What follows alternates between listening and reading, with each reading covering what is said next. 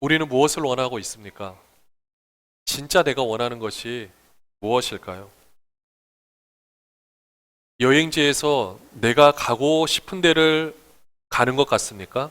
아니면 남들은 다 가봤는데, 그리고 요즘에 많은 사람들이 가보니까 핫플레이스라고 뜨다 보니 거기를 못 가본 내가 처량해서 거기를 가봐야겠다라고 생각해서 가보십니까? 내가 원하는 건지 사람들이 원하는 건지 요즘은 가끔 헷갈릴 때가 있습니다. 물론 내가 원하는 게 맞죠. 가고 싶으니까, 먹고 싶으니까, 하고 싶으니까. 그런데 잘 보면 내가 다른 매체를 접하지 않았을 때, 그리고 거기에 대해서 정보를 몰랐을 때 정말 거기가 가보고 싶고, 먹고 싶고, 해보고 싶은 것이었을까? 어떻게 보면은 지금은 수많은 SNS를 통해서 듣는 정보들, 또 사람들을 통해서 만나는 이 정보들 때문에 우리가 하고 싶은 것들은 더 많아졌는지 모르겠지만 진짜 내가 하고 싶은 것이 무엇일까 고민을 해보게 됩니다. 신앙생활을 하면서도 마찬가지 같습니다. 우리는 무엇을 원하고 있는가? 여러분들은 뭘 원하십니까?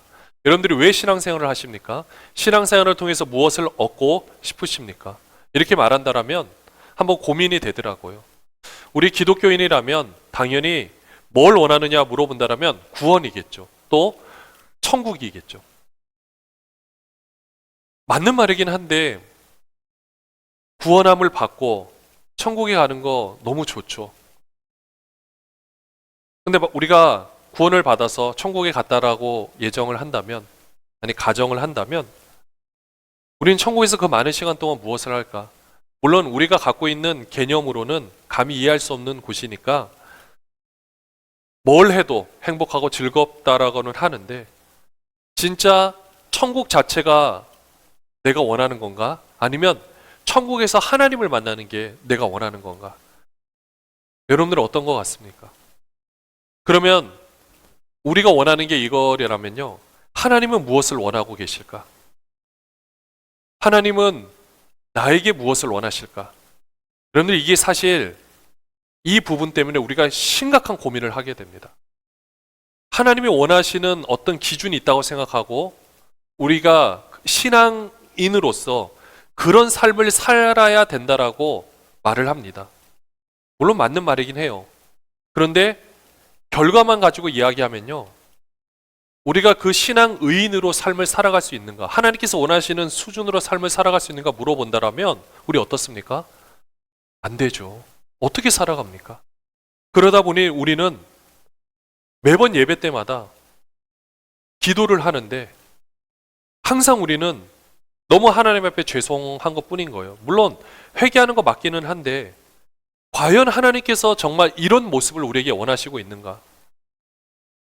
우리 삶을 우리 뜻대로 살지 못하고 그러니까 하나님 원하시는 뜻대로 살기는 하는데 매번 와서 하나님께 죄송하다는 것을 하나님이 과연 그 모습을 기뻐하실까? 보니까요, 이 세상에 많은 사람들이 패배의식에 사로잡히는 것을 보게 됩니다. 우리도 예외는 아닌 것 같고요. 신앙 의인으로 삶을 살아가려고 하는데 못할 때 너무 많잖아요. 이 세상에 사는 사람들도 마찬가지입니다. 똑같이 삶을 살아가고 있는데 내가 남을 눌러야만 내가 대접을 받는다고 생각해요. 그래서 갑질이 나오는 겁니다. 지금 수많은 뉴스에서 나오는 각종 의혹들을 보면은요. 사실 누군가는 피해자고 누군가는 가해자고 또 보면은 그것이 상황에 따라서 계속 바뀌어질 뿐 누구나 다 가해자면서 누구나 다 지금 피해자인 상황이에요. 우리는 그래서 그 사람이 한 번 잘못을 했다라고 보면은 이제 그 사람의 신상을 다 막 오픈하고 온 가족까지 다 정보를 올리는데 사실 우리 모습을 보면 과연 이 모든 갑질하는 곳에서 우리가 자유로울 수 있는가? 우리가 법이라는 틀 안에 있다 보니 우리가 그것을 억누르고 있을지 모르겠지만 진짜 우리가 거기서 우리는 그런 입장이 되었을 때 안 했을까? 아니면 나는 모든 것에서 깨끗하고 잘 살 수 있을까? 물어본다라면 뭐라고 대답할 수 있겠습니까? 우리는 사람의 인격을 논할 때가 많습니다. 왜 저 사람은 저럴까? 근데 잘 보면은요. 지금 이 세상에 이렇게 우리가 돌아가고 있는 상황을 보면 지금 다 환자인 것 같아요. 뭐 저도 마찬가지고 다 마찬가지인 것 같습니다. 결국 이 모든 것들을 돌이켜 보면 다 이 사단의 속임수에 다 속아 넘어가고 있구나. 우리가 정말 하나님께서 원하시는 것이 있는데 그것을 우리가 이루어 드리기보다는 다 우리가 만들어 놓고 또 이제까지 경험하고, 물론 그 시대에선 통했을지 모르겠지만 그 모든 것들을 다 끄집어 와서 우리가 지금 여기에 적용을 하고 있다 보니 다들 실패자로 낙인이 찍혀 있겠구나. 얼마나 힘들까? 얼마나 어려울까? 이 사회에서 사업을 하다가 실패를 해도 낙인이 찍히고, 투자를 하다 잘못해도 낙인이 찍히고, 그 자녀들도 낙인이 찍히고, 모든 상황들이 한 번 실패를 하면, 누구든지 한 번 잘못하면 어떻게든 다 끄집어 내리려고 하고 있는 우리의 모습들은 아닌가, 이런 안타까운 생각이 들었습니다. 이걸 우리의 삶에 한번 적용을 해보면요, 우리의 삶도 사실 이럴 때가 있습니다. 내 모습을 보면서 실망할 때도 있고, 또 그 모습 때문에 다시금 열심히 뭔가를 해야겠다, 도전을 받을 때도 있습니다. 물론 이런 것은 나쁜 게 아닌 거죠.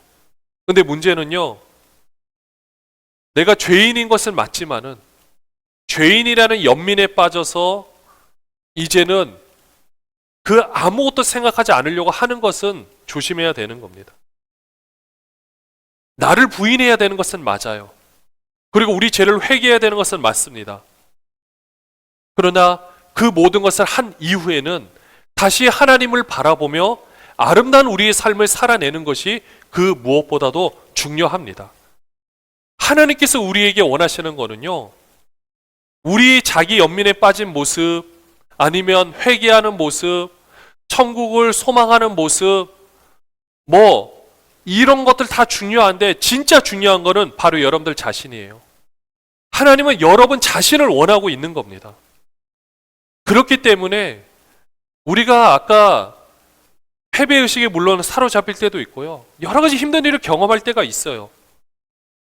내 뜻대로 안 될 때도 있고, 근데 그런 상황에서 우리는 무엇을 해야 되냐면요, 내 안에 계신 하나님의 모습을 볼 수 있어야 한다는 겁니다. 우리가 실패하고 우리가 힘들고 우리가 넘어질 때 하나님은 하늘에 계시고 너는 알아서 해라가 아니에요. 그 상황에 우리가 넘어졌을 때 함께 넘어져 계신 거예요. 우리가 실패했다고 했을 때 그 실패한 현장에 함께 하고 계시는 거예요. 우리가 어떤 상황이 있다 할지라도 그곳에 우리 하나님이 함께하고 있다라는 것입니다. 그래서 우리는 무엇을 이제 바라봐야 되느냐? 실패한 나의 모습을 바라보는 것이 아니에요. 그리스도와 연합된 모습을 보는 거고요, 또 그렇게 살아가는 것입니다. 그렇기 때문에요, 내가 실패한 부분에 대해서 내가 내 행동을 바꾸려고 하면 잘 됩니까? 안 됩니까? 안 됩니다. 내가 내 행동을 바꾸려고 하면 할수록 계속해서 늪에 빠지게 됩니다. 그때는 어떻게 되느냐? 내 힘으로 할 수 없다라는 것을 거기서 연민에 빠지는 것이 아니라 정확하게 인식을 한 뒤에는 주님이 나를 붙잡고 있다라는 것을 꼭 기억하시고 그 주님의 손을 바라볼 수 있어야 한다라는 겁니다. 우리는 생각할 때요, 이 하나님의 초자연적인 능력, 이 모든 능력을 우리에게 주시는데 우리는 아무런 대가 없이 받으려고 할 때가 있습니다. 근데 잘 보면은요, 대가를 치러야 되는 것은 맞는 것 같아요. 근데 그 대가가 우리가 생각하는 대가하고는 조금 다릅니다. 여러분들 오늘 본문 말씀에 마태복음 13장 44절 말씀에 보면은요, 뭐라고 기록되어 있습니까? 천국은 마치 밭에 감추인 보화와 같으니 사람의 일을 발견한 후 숨겨두고 기뻐하며 돌아가서 자기의 소유를 다 팔아 그 밭을 사느니라. 여기서 천국이라는 게 뭘까요? 바로 하나님의 나라, 하나님께서 통치하시는 그 현장을 말하는 겁니다. 그러니까 우리 삶을 적용해 보면은요, 그러니까 우리 지금 선입관을 좀 내려놓고 우리 삶을 적용해 보면 우리가 살다 보면 실패할 때 있잖아요. 아까 그런 상황에서 내 힘으로는 할 수 없구나라는 것을 깨닫게 되면서 내 안에 하나님께서 하셔야만 되는구나 라는 것이 천국을 발견한 거예요. 밭에 감추인 보화를 발견한 겁니다. 그러면 그 보화를 발견했기 때문에 나는 어떻게 해야 되느냐? 원래 이 말씀이 쓰여질 당시에 이 만약에 밭에 감추인 보화를 발견했을 때요, 그 사람이 가진 토지가 아니면은요, 거기서 발견하면 그 보화는 그 토지 주인으로 귀속이 된다라고 합니다. 뭐 지금 시대도 마찬가지죠. 그렇기 때문에 발견하면 이야기를 하면 안 되는 거예요. 그래서 어떻게 합니까? 있는 소유를 다 팔아가지고 막 빚을 져서라도 다 팔아서 그 땅을 사는 거예요. 왜냐? 그 땅 안에 있는 보화의 값어치가 자기가 갖고 있는 소유보다 훨씬 더 귀하니까. 마찬가지로 내 힘으로 할 수 없다는 것을 인식을 하고 내 안에 하나님께서 역사를 하셔야만 되는구나라는 것을 깨닫고 나서 어떻게 해야 되느냐? 나의 것을 내가 내려놓는 거예요. 내 힘으로 도저히 안 되는구나라는 것을 진정한 자기 부인이 거기서 일어나게 되는 겁니다. 그렇게 하면 어떻게 됩니까? 그 보화를 얻게 되는 거예요.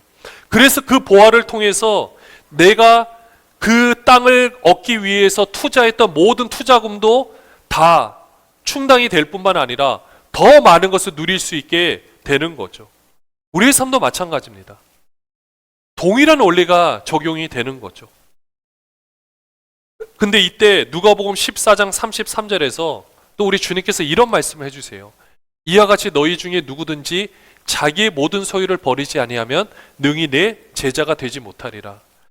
사실 누가복음과요, 좀 전에 읽었던 마태복음 말씀은 연관되는 말씀은 아닌데 제가 준비를 하다 보니까 연관이 있구나.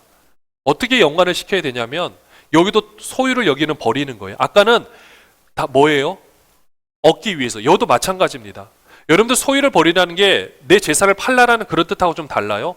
내 소유를 버리게 되면 누구를 얻게 되냐? 예수님의 제자가 돼요. 예수님을 얻게 되는 거예요. 그럼 어떻게 됩니까? 내 힘으로는 할 수 없는 것을 우리 주님은 하실 수 있어요. 내 삶 가운데서 나는 할 수 없는 것을 우리 주님은 하실 수 있어요. 내 삶 가운데서 내 아내를 사랑할 수 없고 내 남편을 사랑할 수 없고 내 자녀를 사랑할 수 없는 이 나의 편협한 마음이 우리 주님이 역사하시면 가능하다라는 거죠. 내 주위에 있는 사람을 이해를 못하고 내가 도저히 용납을 못하는데 우리 주님이 내 안에서 역사하시면 가능한 일이 되어진다라는 것입니다. 바로 이걸 말하라고 있는 거예요. 내가 가지고 있는 것, 내 힘으로 할 수 있다고 생각하는 나의 모든 것을 내려놓고 그리고 이제는 하나님께서 내 안에서 마음껏 역사하여 주시옵소서. 여러분들 하나님 입장에서는요, 이게 하나님이 우리를 원하는 거예요. 이제 진짜 내 소유구나. 하나님이 우리를 그렇게 인도해 나가고 있다라는 것입니다. 원래 우리는 하나님의 소유였어요. 그러나 이 아담의 타락, 인간의 죄성으로 인해서 죄가 이 땅에 들어옴으로 말미암아 이 죄성이 우리 안에 들어옴으로 인하여서 우리는 내 힘으로 내가 하나님이 될 수 있다라고 착각을 한 나머지 우리가 이런 상황에 빠지게 되어 있다라는 거죠. 근데 이런 상황에서 우리는 새롭게 건질 수 있는 법을 하나님께서 알려주셨습니다. 우리의 소유, 밭의 보화를 얻기 위해서 내 소유를 팔고 여기서도 내 소유를 버리라는 것은 우리 중세시대처럼 내 재산을 팔아서 주님을 만나는 그런 개념이 아닙니다. 지금 여러분의 재산을 팔라라는 뜻이 아니에요. 내가 가지고 있는 내 힘으로 할 수 있다고 생각하는 것을 내려놓고 다시금 주님을 바라보는 것을 말하고 있는 겁니다. 사실 우리는 이 말씀에 대해서 잘못 해석을 하게 되면은요, 이렇게 해석할 수가 있어요. 소유에 대한 의미를 조심스럽게 봐야 되는데 마가복음 12장 44절에 보면은요, 이런 구절이 나옵니다. 헌금을 하는 모습을 예수님이 봐요. 그들은 다 풍족한 중에서 넣었거니와 이 과부는 그 가난한 중에서 자기의 모든 소유 곧 생활비 전부를 넣었느니라 하시니라. 여러분, 이게 물론 앞뒤 맥락이 있긴 합니다. 예수님께서 헌금을 한번 넣는 걸 보고 앞에 부자는 막 동전이 떨어질 때마다 막 땡그랑 하면서 막 소리가 나는데 지금 이 가난한 과부는 2렙돈밖에 되지 않는 굉장히 적은 돈을 드리는데 이걸 보고 예수님이 헌금을 칭찬하신 것이 아니에요. 예수님이 이 모습을 보면서 너무 안타까워 하시는 거예요. 잘못된 가르침을 통해 가지고 남들은 어떻게 드리는데 저 가난한 과부는 저것마저 없으면 굶어 죽을 것 같은데 그나마 하나님께 복을 받는다라는 그 당시 인식 때문에 그마저도 드리고 있는 모습들 너무 안타까워 하시는 거예요. 여러분들 우리가 이 말씀을 또한 새롭게 보면은요, 우리가 이렇게 드리면 하나님이 책임져 주신다. 물론 책임져 주시는 게 맞겠죠. 그러나 현실에서는 그렇지 않은 경우도 참 많습니다.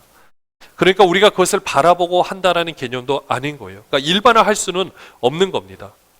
그런데 이런 어떤 상황이 있다 할지라도 더 큰 것을 얻기 위해서 우리의 것을 내려놓는 작업은 필요합니다.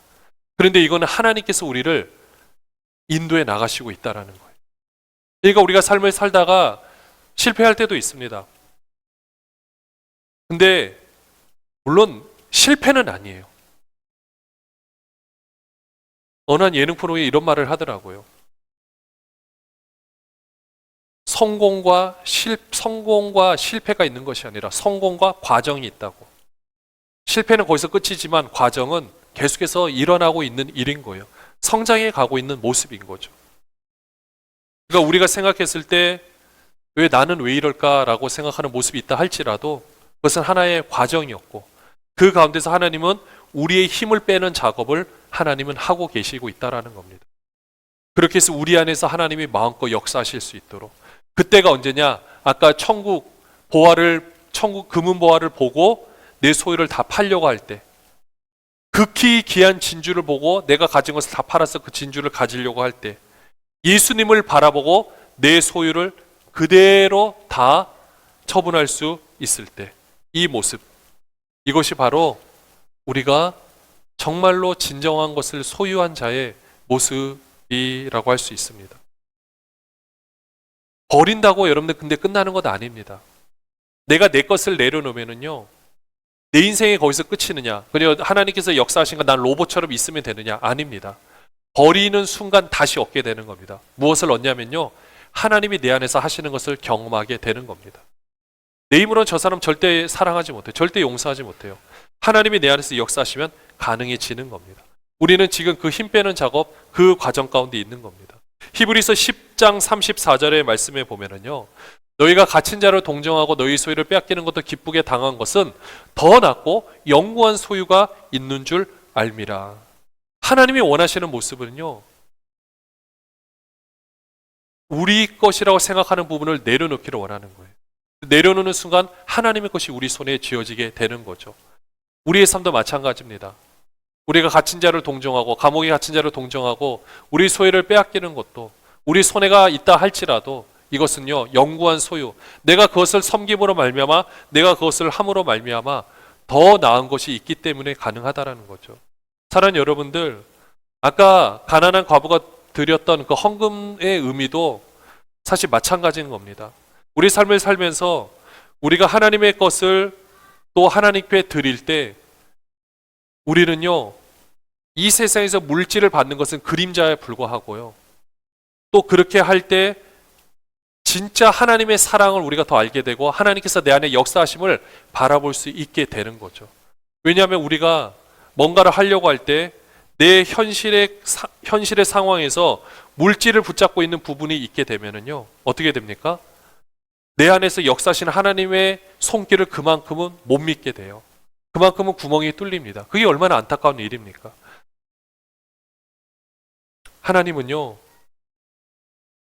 이걸 깨달은 순간 그런 우리의 모습을 하나님은 원하고 계십니다. 그럼 우리가 원하는 것도 답은 나왔어요. 우리는 천국을 원하기보다 천국에서 만날 하나님을 원하는 게 맞고요, 구원을 원하는 것이 아니라 진짜 구원을 베푸시는 하나님을 볼 수 있어야 한다는 겁니다. 그 하나님을 우리가 원하고 있으면 된다는 거죠. 하나님과 바른 관계를 우리가 꿈꾸며 살아가고 있다라면 우리 굳이 다른 거 생각할 필요 없습니다. 내 안에서 역사하시는 하나님의 손길에 집중을 하게 되면은요, 나를 통해서 계속해서 새로운 일이 펼쳐지게 되어 있습니다. 사랑하는 여러분들 기적을 경험하고 싶으십니까? 여러분들 기적을 경험하고 싶으십니까? 나를 통해 일어날 기적을 바라보시면 됩니다. 하나님은 우리를 필요로 해서 우리를 택하신 것이 아니라 그냥 우리를 원하시는 거예요. 내가 어떤 사역을 통해서 하나님께 뭔가 보탬이 되는 게 아니라 이걸 통해서 하나님이 진짜 원하시는 건 우리 자신이기 때문에 우리를 통해서 더 새로운 것을 우리도 깨닫고 그 깨달은 것을 가지고 하나님과 동행하기를 원하시고 있다라는 것입니다. 이제는 우리 안에서 역사하고 계신 하나님의 손길을 여러분들이 기억하셨으면 좋겠고 그 하나님을 더 원하는 여러분들이 되시기를 바랍니다. 그렇게 할 때 우리 예수사랑교회 안에서도 그 선한 영향력이 계속해서 흘러넘칠 겁니다. 우리 교회에 오게 되면 정말로 하나님을 만날 수 있게 되는 거고 또 이 안에서 우리 서로 기적을 베푸는 현장이 되는 거고 또 이 말씀을 통해서 우리가 우리 삶을 살아갈 때 내가 살아가는 모든 현장이 하나님의 기적이 일어나는 현장이 된다라는 것입니다. 얼마나 귀하고 복된 일입니까? 하나님이 이걸 원하시고 있는 겁니다. 이를 원하시기 전에 우리가 우리 안에서 역사하시는 이가 하나님. 그러니까 내 행동이나 이런 것 때문에 잠깐의 실망을 할 수 있겠지만 그것을 통해서 연민에 빠지는 것이 아니라 하나님을 붙잡으시길 바랍니다. 아, 하나님께서 이렇게 역사하고 계시는구나. 내 삶 가운데서 내 뜻대로 안 되는 일이 있다 할지라도 아, 하나님께서 역사하고 계시는구나. 잠깐 내 힘을 빼고 하나님께 주시는 힘을 붙잡고 나갈 때 정말로 놀랍고 새로운 일을 경험할 수 있게 될 것입니다. 사랑하는 여러분들, 하나님은 지금도 우리 안에서 역사하고 계십니다. 우리의 모든 과정은 실패가 아니라 그 안에서 역사하고 계신 하나님의 손길의 일부분이고요. 그 안에 모든 과정일 뿐인 것입니다. 이제는 우리가 우리 힘을 좀 내어놓고 하나님께서 우리 안에서 역사하실 때 우리 삶 가운데서 막혔던 관계가 풀려지게 될 것입니다. 그리고 막혀있던 물질과 모든 부분들이 새롭게 열려지게 될 것입니다. 그리고 막혀있는 모든 것들이 다 새롭게 뚫어지게 되고 온전히 하나님을 경험할 수 있게 될 것입니다. 그 하나님을 바라보고 나가는 우리 모든 성도님들, 정말 하나님을 원하는 우리 성도님들 되시기를 주님의 이름으로 축원합니다.